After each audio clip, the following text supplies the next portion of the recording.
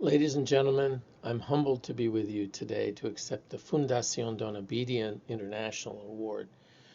Though I studied literature, philosophy, and history as a young man, I chose medicine as a profession after traveling across Eurasia and witnessing vast oceans of human need.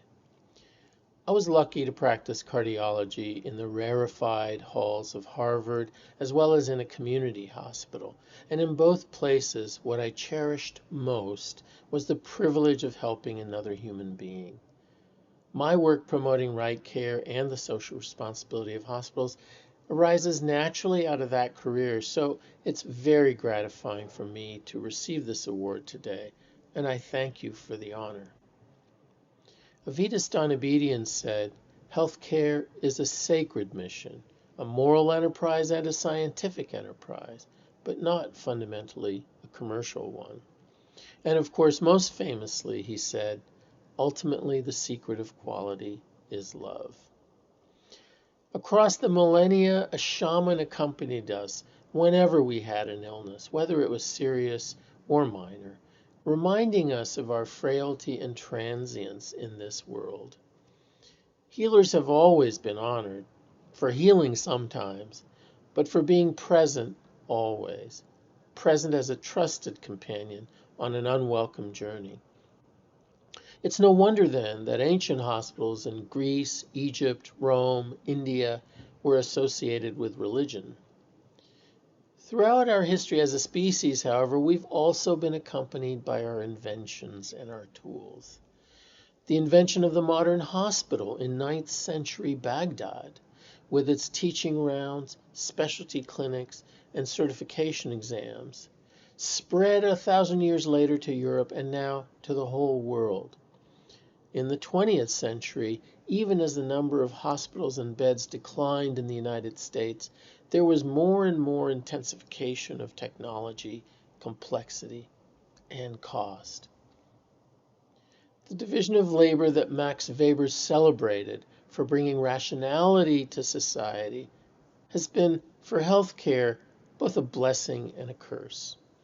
Though we benefit from innovation and focused expertise, specialization leads us to know more and more about less and less.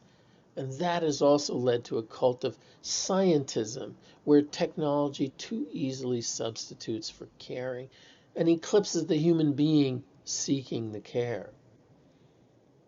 About a decade ago, it became clear to me and others in the Right Care Alliance that the healthcare system was failing far too many people.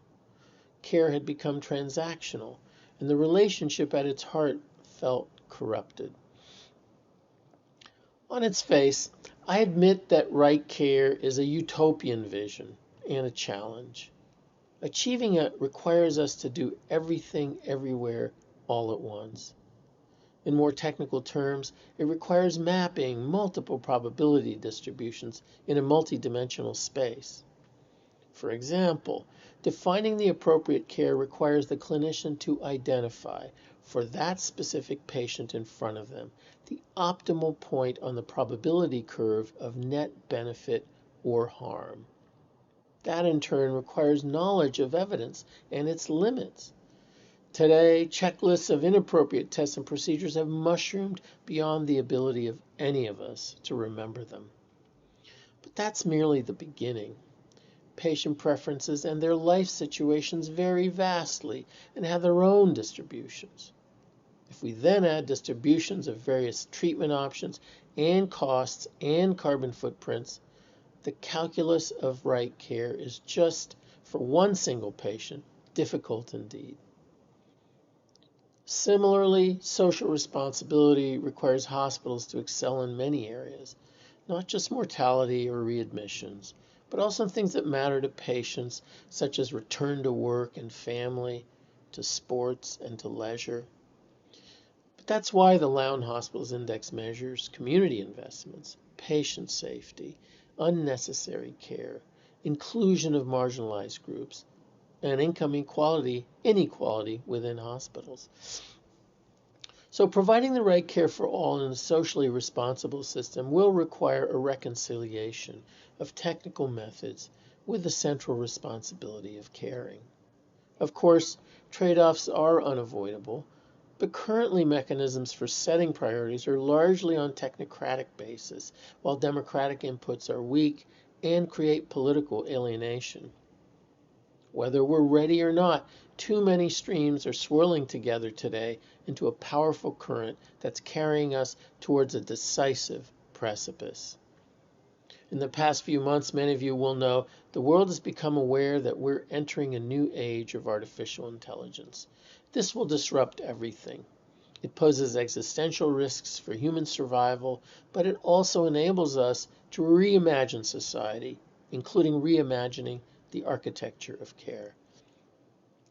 Intelligent machines could unburden us of tedious calculations and routine, repetitive actions. More than that, they could democratize expertise and radically reduce the divisions between knowledge workers and manual laborers. More importantly, in fact, most importantly, they offer the promise of democratizing health policy itself by helping non-specialists understand complex issues, set priorities, and make trade-offs. The barriers, of course, are enormous. AI models trained on backward-looking data sets will reproduce biases and reinforce obsolete intellectual paradigms. The massive capital required increases the risk of monopolies of the few. But most critically, machines have no values. They do not care about people. It's therefore urgent for all of us to engage in a debate about the role of AI in reshaping healthcare. The debate is crucial because out of massive technical complexities, the simplicity of the human moral compass could emerge. There's a yearning worldwide for this because people want to escape the cul-de-sac of a sterile modernity, and they want to return to a geography of connection and of solidarity. Solidarity with each other and with the natural world. If we fail, we may become the tools of our tools and turn machine intelligence into the enemy of human freedom.